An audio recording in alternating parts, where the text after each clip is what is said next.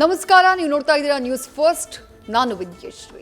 ಈ ಕ್ಷಣದ ಪ್ರಮುಖ ಸುದ್ದಿಗಳನ್ನ ನೋಡ್ತಾ ಹೋಗೋಣ. ಅದಕ್ಕೂ ಮೊದಲು ಹೆಡ್ಲೈನ್ಸ್. ಎಚ್.ಡಿ. ಕುಮಾರಸ್ವಾಮಿಗೆ ಮತ್ತೆ ಗಣಿ ಸಂಕಷ್ಟ. ಪ್ರಾಸಿಕ್ಯೂಷನ್ ಸುಳಿಯಲ್ಲಿ ಸಿಲುಕಿದ ಕೇಂದ್ರ ಸಚಿವ. ಸಾಯಿ ಮಿನರಲ್ಸ್ ಕೇಸ್ನಲ್ಲಿ ಅನುಮತಿ ಕೋರಿ ಎರಡನೇ ಬಾರಿ ರಾಜ್ಯಪಾಲರಿಗೆ ಪತ್ರ ಬರೆದ ಲೋಕಾಯುಕ್ತ.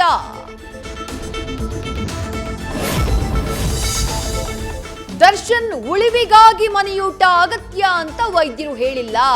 ಹಾಲು, ಮೊಟ್ಟೆ, ಬ್ರೆಡ್, ವಿಟಮಿನ್ ಸಿ, ಕ್ಯಾಲ್ಸಿಯಂ ಯುಕ್ತ ಆಹಾರ ಸಿಗ್ತಾ ಇದೆ. ದರ್ಶನ್ ಮನೆಯೂಟದ ಅರ್ಜಿ ತಿರಸ್ಕರಿಸಿದ್ದಕ್ಕೆ ಕಾರಣಗಳನ್ನ ನೀಡಿರುವ ಜೈಲಾಧಿಕಾರಿಗಳು.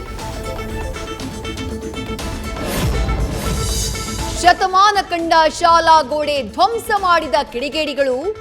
ಹುಬ್ಬಳ್ಳಿಯ ಗಿರಣಿಚಾಳ ಪ್ರದೇಶದಲ್ಲಿ ರಾತ್ರೋರಾತ್ರಿ ಶಾಲೆಯ ಕೊಠಡಿ ಧ್ವಂಸ. ದುಷ್ಕರ್ಮಿಗಳ ಕೃತ್ಯಕ್ಕೆ ಶಾಲೆಯ ಹಳೆ ವಿದ್ಯಾರ್ಥಿಗಳಿಂದ ಆಕ್ರೋಶ.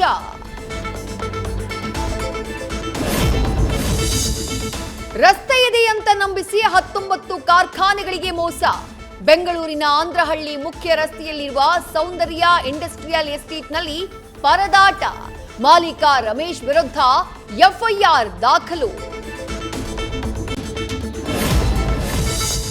ದಾವಣಗೆರೆಯಲ್ಲಿ ನೀರಿನಲ್ಲಿ ಕೊಚ್ಚಿ ಹೋಗ್ತಾ ಇದ್ದ ಬೈಕ್ ಸವಾರನ ರಕ್ಷಣೆ. ಹಳ್ಳ ದಾಟುವಾಗ ಹರಿಯುವ ನೀರಿನಲ್ಲಿ ಸಿಲುಕಿದ್ದ ಮಲ್ಲೇಶ್. ಕೂದಲೆಳೆ ಅಂತರದಲ್ಲಿ ಪಾರಾದ ಬೈಕ್ ಸವಾರ. ನ್ಯೂಸ್ ಫಸ್ಟ್, ನಿರ್ಭೀತಿಯಿಂದ ನಿಮ್ಮ ಪರವಾಗಿ.